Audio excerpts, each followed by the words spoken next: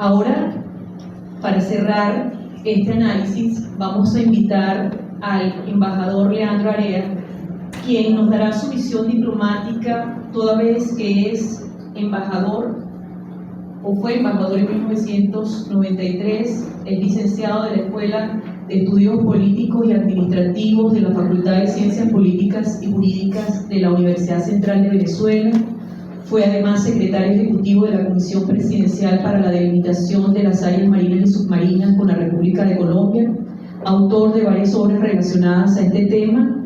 Embajador, bienvenido y muchas gracias. Creo que enaltece este escenario, pero además nos ayuda a tener ahora una visión de lo que fue el ambiente diplomático en la crisis del Calda. Bienvenido.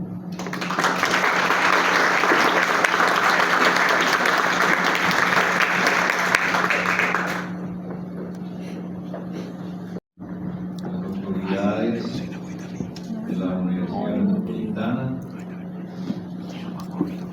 los profesores, estudiantes, personal administrativo y obrero, por esta tan importante reunión que tenemos el día de hoy y que hemos podido escuchar dos brillantes exposiciones que de alguna manera me ponen a mí en un rincón, porque ahora yo no tengo secreto que decir. Entonces, Juan Antonio, bueno, ya contó casi todos los secretos. El almirante mostró todas las verdades, que no son secretos, y me toca a mí pues ser un poco más reflexivo en estos tiempos que son otros, en un mundo que es otro, en unas relaciones de dos países que ya no existen, con unas instituciones que son distintas, con unas fuerzas y unas capacidades y unas debilidades que son otras, con unas relaciones entre Colombia y Venezuela que no son unas relaciones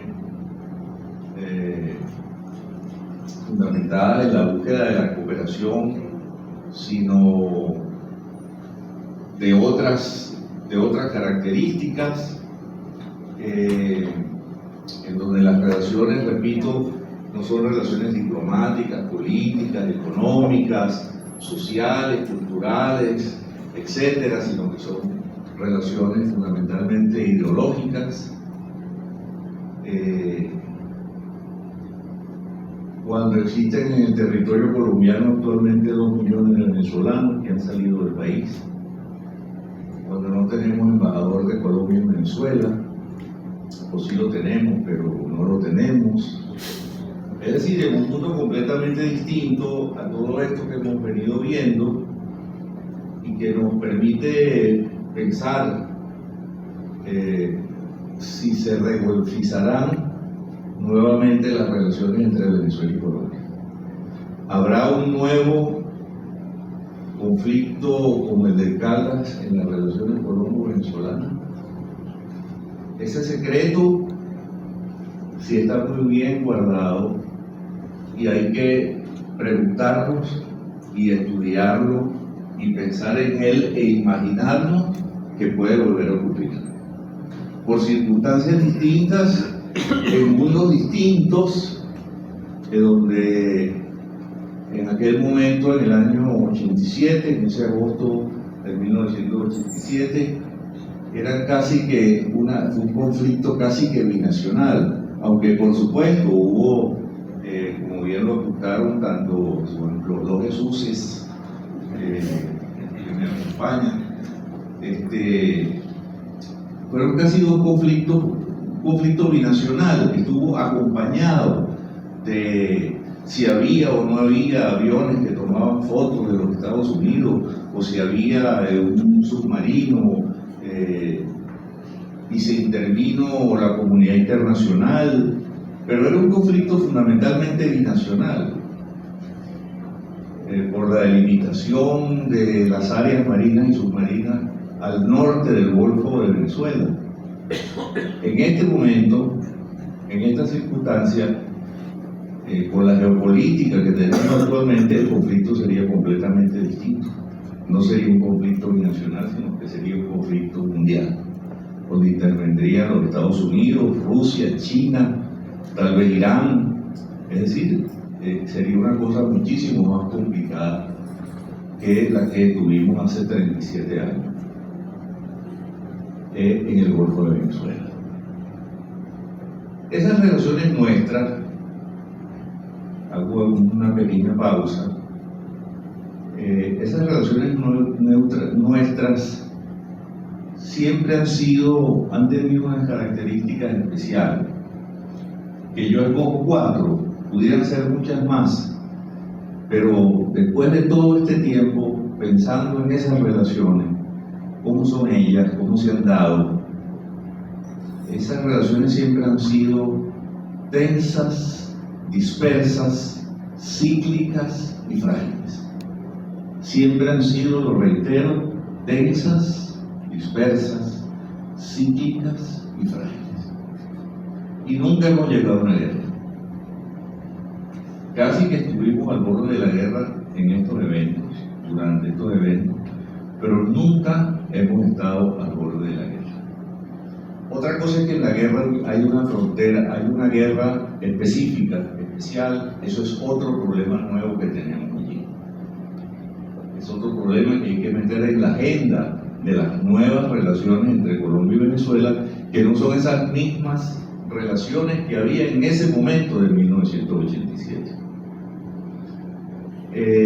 Pero nosotros desde 1830, o desde 1833, mejor dicho, cuando comienzan las negociaciones fundamentalmente por los límites, adobadas con algunos otros detalles de cooperación, de fraternidad y todos esos discursos que estaban en los acuerdos de ese tiempo, pero desde 1833, es decir, hace 190 años, nosotros estamos todavía, hace 190 años, estamos discutiendo temas de soberanía territorial.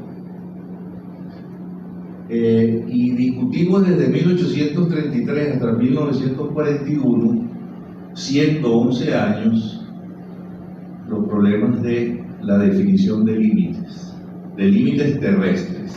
El tema del Golfo de Venezuela no había aparecido hasta ese momento. Ese tema no existía, no aparecía.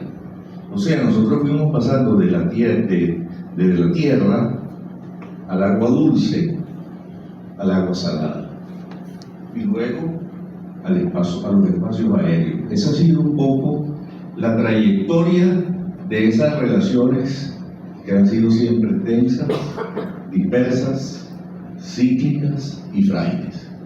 Y se ha encontrado con dos naciones que se caracterizan desde sus inicios, y ahí de estos inicios hablo, desde 1833, desde la separación en 1830, del sueño del libertador de la gran república hermanada.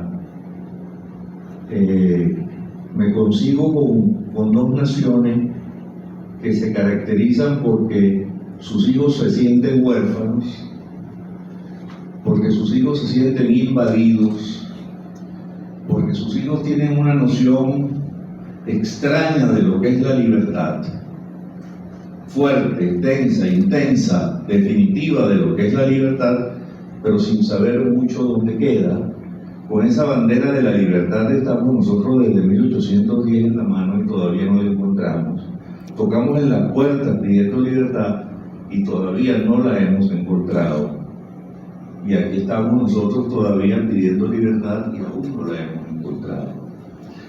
Y una cuarta característica de ambos pueblos es la de que tienen una visión extraña del poder. Tienen una visión caudillista del poder, una visión personal del poder. El poder empieza y termina donde comienza y termina el ombligo de cada quien. Y eso traído por una fractura generalizada de todos estos proyectos que hemos tenido a nivel nacional y a nivel internacional.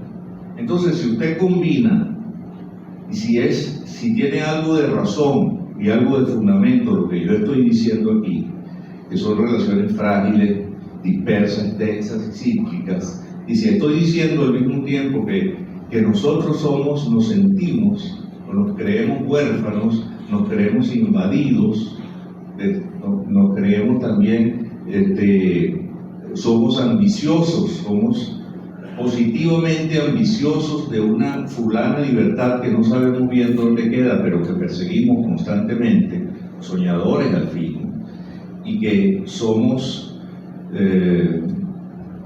ejercemos el poder de una manera muy especial, muy específica, muy concreta. Pues si unimos todo esto, podemos entonces nosotros mirar por qué ocurrió lo del Golfo de Venezuela.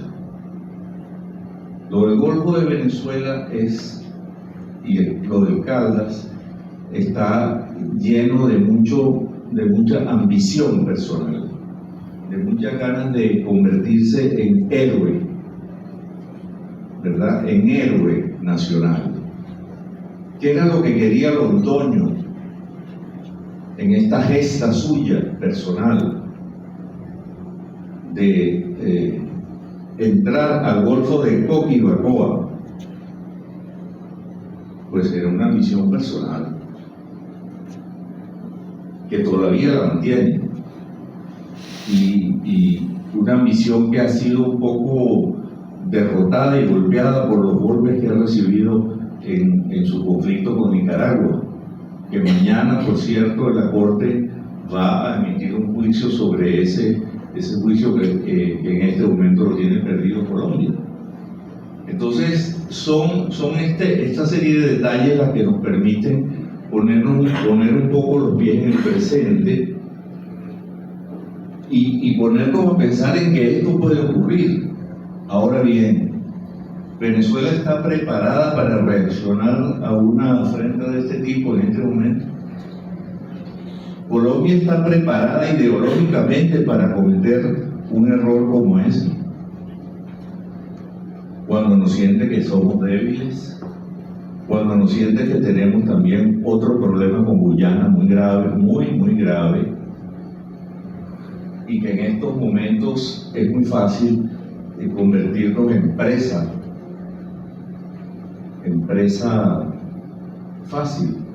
Lo repito porque no consigo el sustituto de la palabra fácil para atacar nuevamente. No pueden los problemas que tiene Colombia internamente convertir al Golfo en una posibilidad, una posible posibilidad, porque el canciller Leiva Durán habla del Golfo de Coquibacoa, no habla del Golfo de Venezuela. Lo podemos buscar en su libro La guerra vende más, en donde reiteradamente habla del Golfo de Coquibacoa. Entonces tenemos allí unos elementos importantes que son históricos, que son institucionales, que son políticos y que son personales, que pudieran dibujarnos la posibilidad de que esos eventos vuelvan a ocurrir. Otro punto. Nosotros nos hemos planteado desde 1965 el tema del Golfo de Venezuela. Es desde el 65 cuando el senador Claudio Bozo Maracucho, por cierto, felicitamos a los maracuchos que están aquí presentes, el senador Claudio Bozo denuncia en el Congreso de la República de Venezuela que el gobierno de Venezuela está haciendo concesiones que no debe al gobierno colombiano dentro del Golfo de Venezuela. Esa denuncia causa un cierto revuelo internamente, aparece en los periódicos, en los medios de comunicación, que ya tampoco existen. Nos enteramos por allí. Y resulta que en en una visita que está haciendo el presidente Lleras, acompañado del presidente, del quien no era presidente, era un muchacho para esa época tal vez, el presidente Virgilio Barco, vienen a Venezuela y conversan con autoridades políticas venezolanas, quienes le preguntan a los colombianos si esas áreas donde se están entregando las concesiones son venezolanas o son colombianas. Y allí comienza pues todo lo que nos lleva a que 4 años después el presidente Caldera, conjuntamente con el presidente Belisario Betancur Cuartas, firme en Sochagota el acuerdo por el cual se van a comenzar a definir las áreas marinas y submarinas en el Golfo de Venezuela. En 1970, 3 meses después, de la manera más rápida, la más expedita que se puede encontrar, se firma el modus operandi y comienzan las conversaciones de Roma, que comienzan en Caracas, en el Hotel Alba. ¿Cómo se llama ese hotel? ¿Ah? En el Hotel Hilton, que ya ni Hilton tampoco existe, y comienzan allí las reuniones en el Salón Naiguatá. Y en el Salón Naiguatá salen los negociadores y se consiguen con la prensa, con los fotógrafos, con las cámaras. Me imagino que todavía las cámaras tenían bombillos, y las comisiones llegan a la conclusión de que no deben seguir las conversaciones en Caracas, que se tiene que ir de aquí porque hay mucha gente.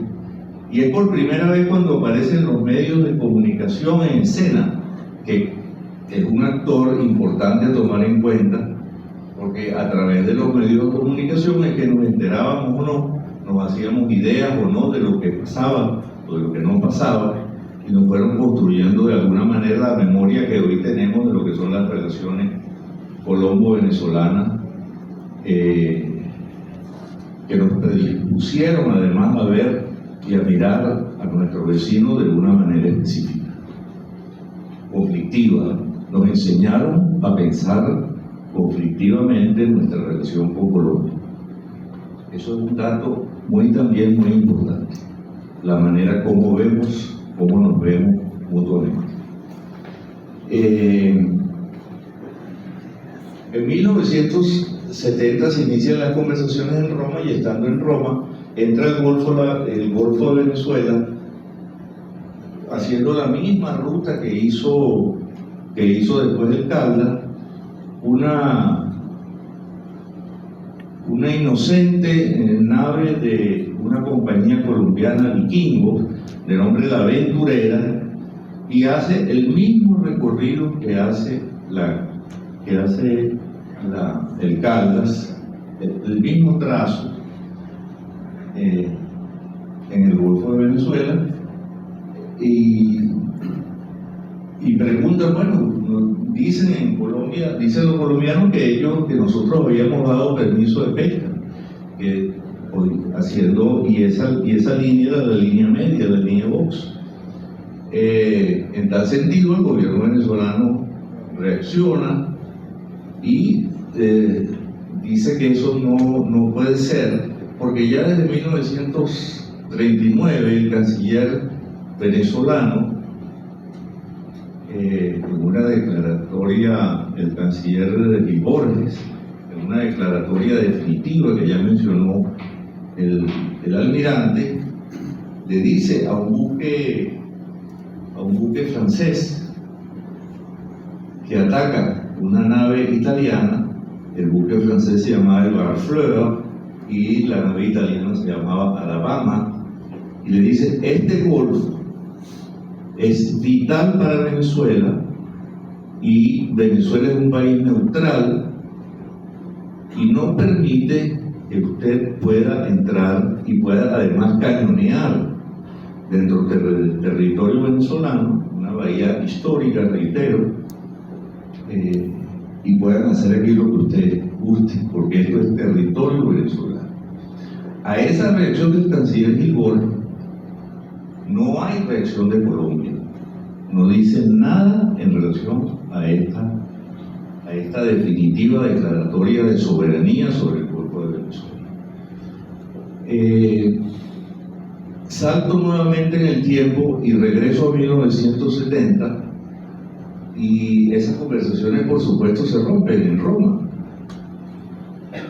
En 1972 vuelve nuevamente el Golfo de Venezuela como tema ya no solamente de soberanía y de intereses petroleros, sino que ya se convierte en un tema político.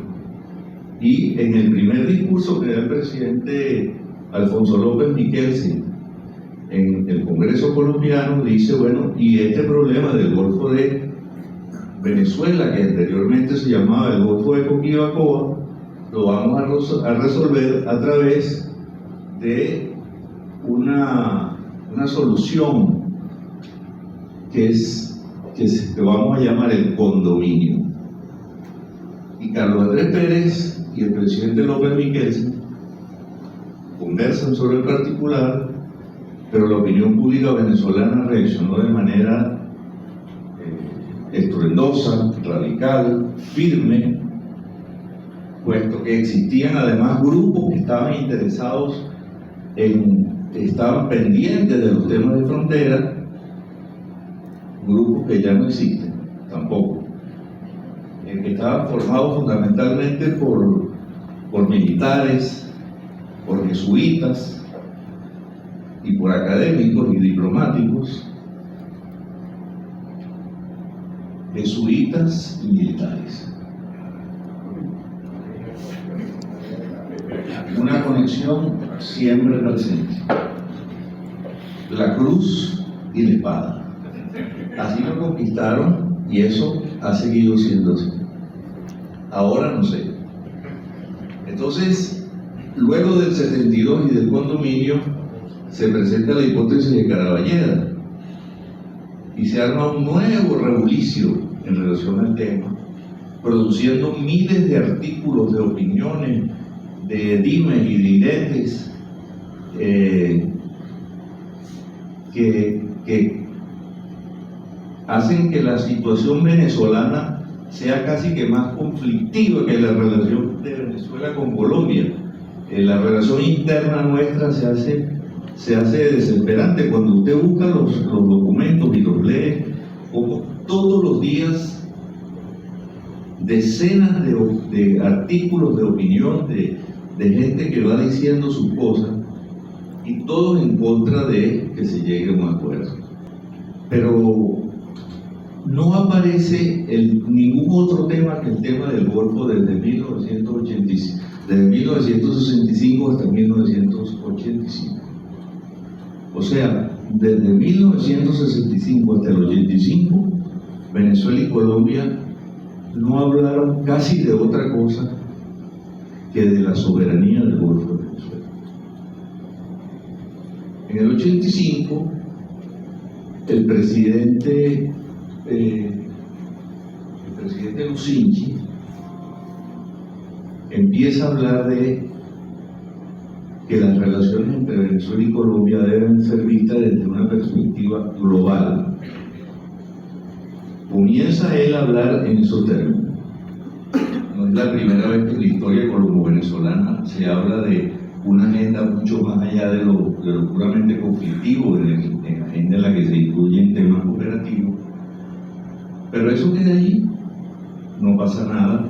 En esa agenda él habla, en la declaración de la Arauca, así se llama, se habla de puntos como las cuencas hidrográficas, se habla de la salud, de la frontera, de la educación, etcétera, etcétera. Hay una agenda ampliada y además se incluye el tema del Golfo de Venezuela. Pero esa época que va desde el 65 hasta el 87, es una época en la que usted ve cómo Colombia está insistiendo permanentemente en ese tema del Golfo, de Coquibacoa. Es una obsesión, es una obsesión política, diplomática. Londoño también es el director de fronteras de la Cancillería colombiana para esa época. Un personaje. Alguien por allá me decía alguna vez en la frontera, me decía, ojalá en Venezuela hubiera dos Londoños. ¿No? Porque su insistencia, su tenacidad, no podemos decir otra cosa de este personaje, que hay que tenerlo, y al que yo leo, por supuesto, quincenalmente, porque es un personaje que hay que tener siempre en la mira. Y que sigue escribiendo quincenalmente en la revista Semana, y que es el decano de la Facultad de Gobierno, creo que se llama, de la Universidad del Rosario.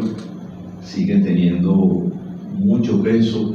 El presidente Petro Urrego lo nombró entre sus asesores en política exterior.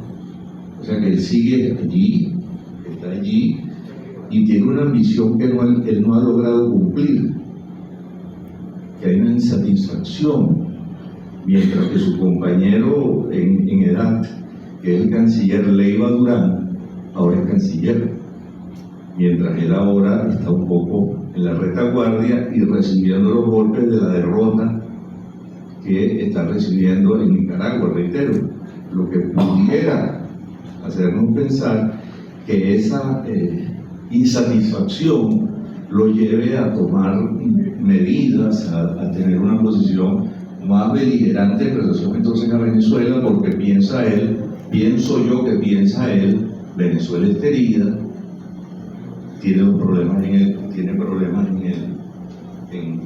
con Guyana,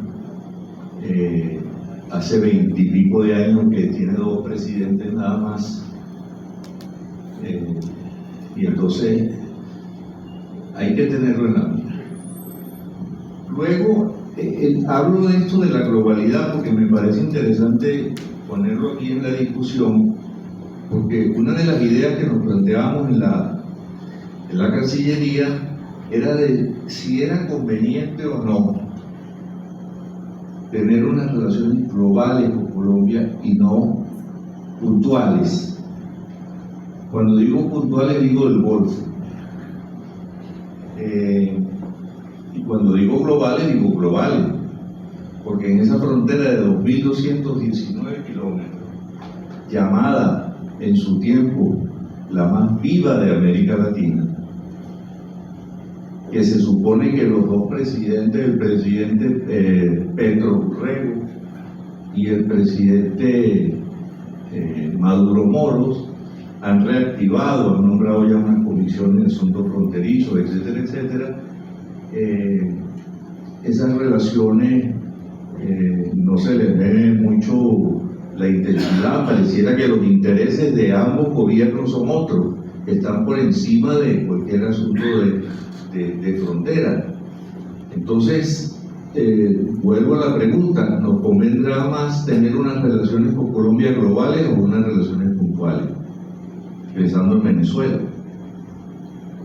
que fue lo que hizo Pérez en el 89, después de la crisis de la corbeta Caldas, después de esos 2 años que van del 87 al 89, en el que se crean una serie de mecanismos, de comisiones, que son fundamentalmente 2 por país, y en la que se incluye también la reactivación de la comisión de conciliación, tema al que Venezuela siempre le tuvo escosor. No sé por qué miedo, porque en el mismo acuerdo, en ese acuerdo, está previsto que los temas vitales o territoriales no pueden ser discutidos por esa comisión. Entonces, por lo tanto, yo no sé cuál es el miedo, cuál es el fantasma que tenemos nosotros en la mente sobre esa comisión, a la cual personalmente no le tengo ningún miedo. No me gustaría gustaría pertenecer a ella, o sí me gustaría, porque estando dentro de ella es preferible defender los intereses de Venezuela y decirle estos intereses son vitales y nosotros no podemos discutir esos temas porque son intocables para nosotros, o sea, están fuera de nuestro control. Dejo ya definitivamente porque el tiempo se me agota, aunque nadie me ha dicho, pero la mente me dice que es hora del brindis. La pregunta que sigue en el tapete, y en esto hay que darle las gracias a Jesús Antonio Avelero Urdaneta, porque el libro pone nuevamente en el tapete un tema que yo creo que los venezolanos, estoy seguro de que los venezolanos, y lo estamos haciendo en este momento, tenemos que discutir a la luz de las realidades actuales, a la luz de la realidad real, y ver en algún esquema de simulación de decisiones qué es lo que podríamos hacer nosotros, pobres ciudadanos de un país llamado Venezuela, para que esto no se repita, como dice Jesús Antonio, pero si se da, qué es lo que podemos hacer, qué es lo que debemos hacer, qué propuestas podemos tener para evitarlo, porque no se trata de construir nuevamente héroes, no es tiempo de héroes individuales, sino de héroes colectivos. Entonces, ¿cómo crear conciencia en relación a esto?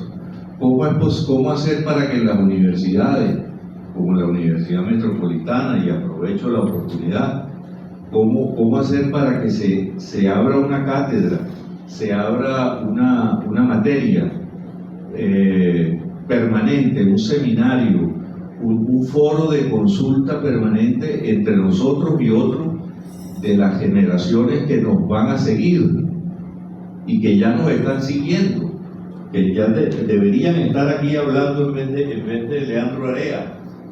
No los meto ustedes para que no se pongan bravos conmigo, pero debería haber gente interesada en estas cosas. Y a mí, como profesor universitario que lo soy, ahora menos que antes, pero que ha sido una actividad fundamental para mí, me encuentro con que el tema tiene una menor, cuando no ningún interés en el público joven. Y usted habla de estas cosas y la gente dice, bueno, yo ni había nacido cuando eso, profesor. Usted me está hablando de unos fantasmas que ya no existen. ¿Qué Colombia es esa? ¿Qué Venezuela es esa? ¿Qué Londoño es ese? ¿Qué podemos hacer? Entonces, no hay una visión de país, de nación, de patria, de territorio, de piso donde estar, y eso es una dificultad interna que tenemos, porque seguimos siendo, nos seguimos sintiendo huérfanos, invadidos, buscando una libertad que no encontramos, y con unas ambiciones y con unas condiciones políticas y personales en relación al problema del poder que no nos dejan avanzar, que no nos dejan seguir adelante. Pero eso no es exclusividad de los venezolanos, eso también eso lo comparte con nosotros los hermanos colombianos. Aquí dejo hasta mi palabra, y muy agradecido de que me hayan escuchado y a los que me han invitado.